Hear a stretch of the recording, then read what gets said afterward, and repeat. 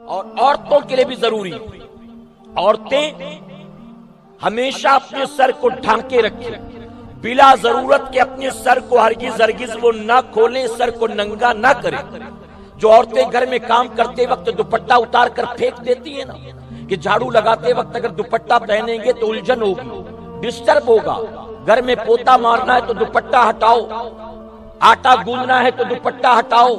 چاول چننا ہے تو دوپٹہ ہٹاؤ،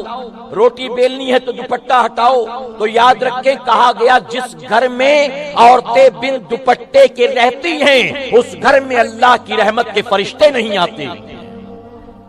اور یہاں پر معاملہ یہ ہے کہ اکثر جب اذان شروع ہوتی ہے تب ہمارے گھر کی عورتیں بھاگتی ہیں دوپٹہ ڈھونڈنے کے لیے، اور پھر وہ اذان ختم ہو جاتی ہے، دوپٹہ مل نہیں پاتا ہے۔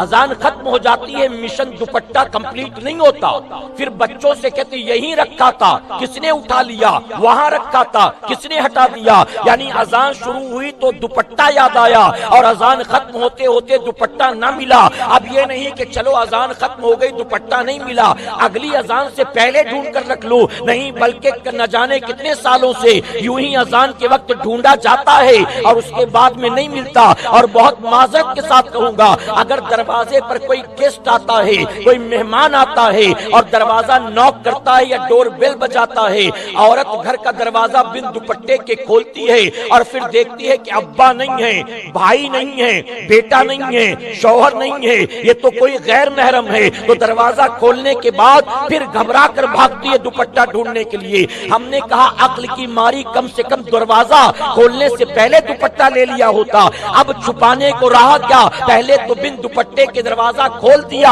آنے والے نے تجھے دیکھ لیا، اب بتا رہی ہے کہ تو بڑی با پردہ ہے، تو بڑی با حیا ہے۔ اب دوپٹہ ڈھونڈ کر فائدہ کیا ہونا ہے، پہلے ہی دوپٹہ سر پر رکھ کر اپنے دروازے کو کھولنا تھا، چہرہ چھپا کر دروازے کو کھولنا تھا۔ پہلے تو بے باکی سے کھول دیا کانفیڈنس کے ساتھ، ابا ہی آئے ہوں گے، بھائی ہی آیا ہوگا، بیٹا ہی آیا ہوگا، لیکن پتا چلا کوئی اور نکلا تو پھر چلے دوپٹہ ڈھونڈنے کے لیے۔ تو اے سرکار مدینہ علیہ الصلوۃ والتسلیم کے پیارے دیوانوں، ہونا چاہیے کہ مرد بھی اپنے سر کو ٹوپی یا امامہ شریف سے ڈھکے رکھے، اور عورتیں بھی دوپٹے سے، اسکارف سے، نقاب و برقع چادر سے اپنے سروں کو